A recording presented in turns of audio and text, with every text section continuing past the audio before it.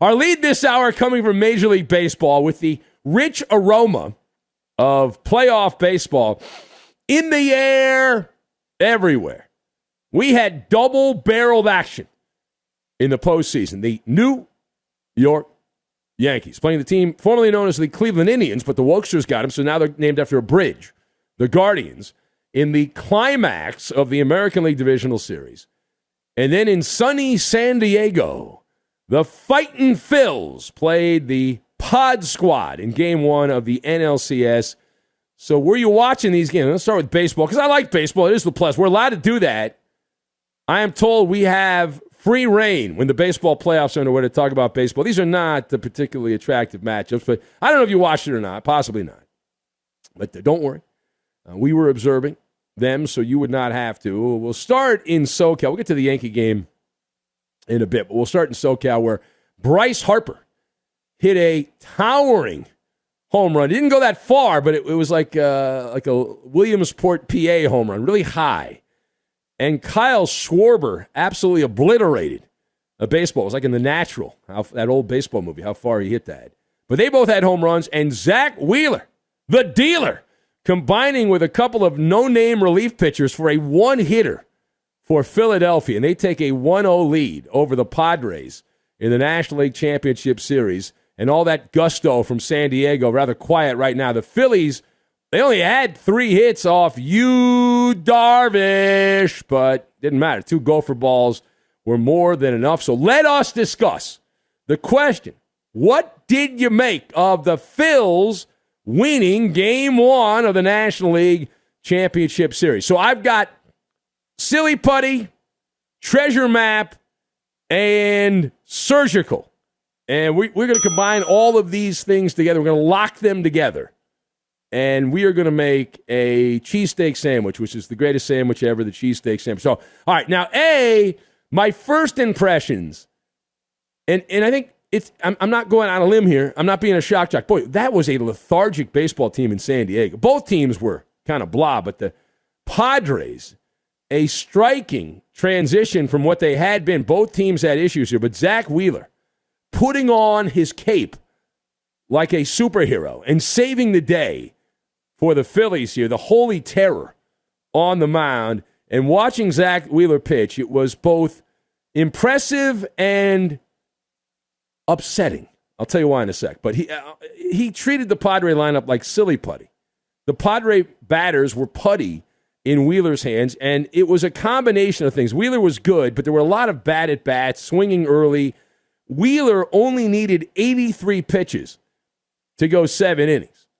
The reason this was upsetting is I'm convinced if Zach Wheeler had had that performance in Dodger Blue and Dave Roberts had been managing that game, Wheeler would have been pulled after 5 innings and 59 pitches. That's how many pitches he had after 5 innings. I'm convinced if he was on the Dodgers, they would have taken him out, but the Phillies left him in there. I would have left him in even longer. I would have had him go out there in the 8th inning, but the Phillies got away with it, taking Wheeler out after 7.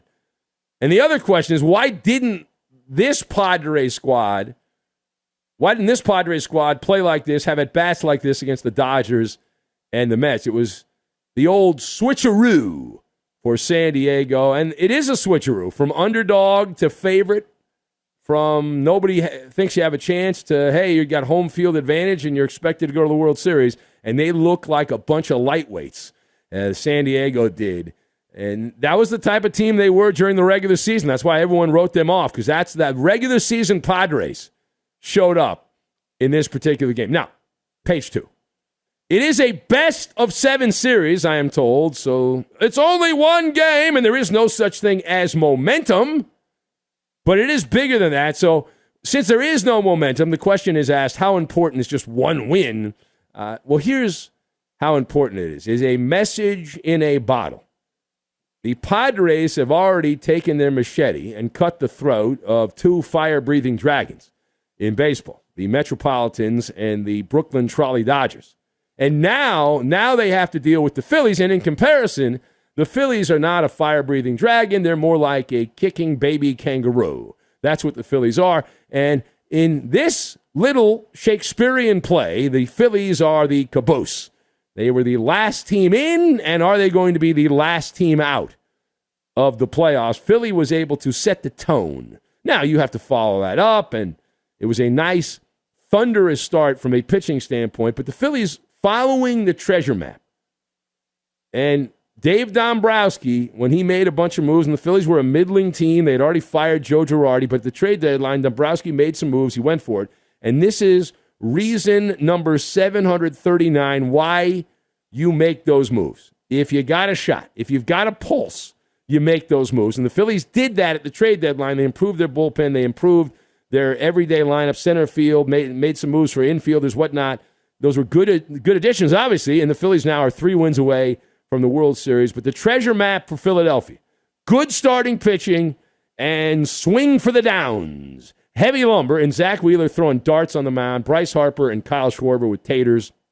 And Schwarber likes to eat taters as well, but that was a tape measure blast. That was like a home run derby shot. I don't know if you were watching the game or not, but you might want to see the highlight on the socials. 488-foot home run, no doubter, to the upper deck at Petco. The dogs were barking.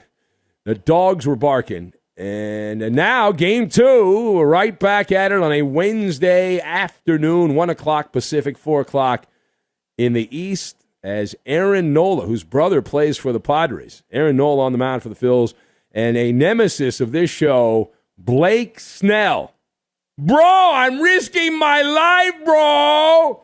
I'm not playing unless I get mine. He'll be on the mound for San Diego. Godspeed to the Padres. They're about to be down 0-2 in the National League Championship Series. All right, last word here. So what stands out? Let's go over to the American League. What stands out from the Yankees' takedown of the Guardians of the Bridge in Game 5 of the ALDS? So the thing that stood out here was the word is surgical. Right? And this likely does not happen if the game had been played when scheduled. It took an act of God. Rain coming down, moving the game and changing the Yankee pitcher. Because if Tyon had started the game, I have a feeling the game 5 would have been played much differently. But ifs and buts were candy and nuts. Your team would win every day. That's not how it works. And this was an ambush. It was a surgical ambush. The Bronx Bombers flexing early. Giancarlo Stanton, a 3-run bomb in the first inning, and Aaron Judge adding a solo 4-bagger in the second. You had nasty Nestor Cortez dealing on the mound. Good afternoon, good evening, and good night. The Yankees were never in jeopardy of losing this game. And they did get a wee bit lucky because of their analytic department. I mentioned in the National League Championship Series, the Phillies, Zach Wheeler would have been pulled if he had been on another team more analytically driven after 5 innings. Well, that's exactly what happened. The Yankees were in control of the game, and Nestor Cortez had pitched 5 solid innings. He only had 61 pitches of scoreless baseball. And he got pulled out of the game. They pulled him out of the game. That's some Dave Roberts-type managing from Aaron Boone.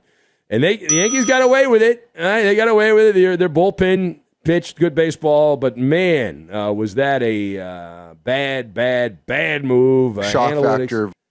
Yeah. Analytics loved the conga line. Really liked him in that spot. I liked him in that spot. I really did. Yeah, I guess Cortez did give up a run. But the Yankee bullpen 4 scoreless innings. So now it's on to Houston to play a franchise that when you think of cheating, you think of the Astros, right? They are the textbook definition in North American sport of cheating. The Astros franchise, despicable. And that is Game 1 of the American League Championship Series.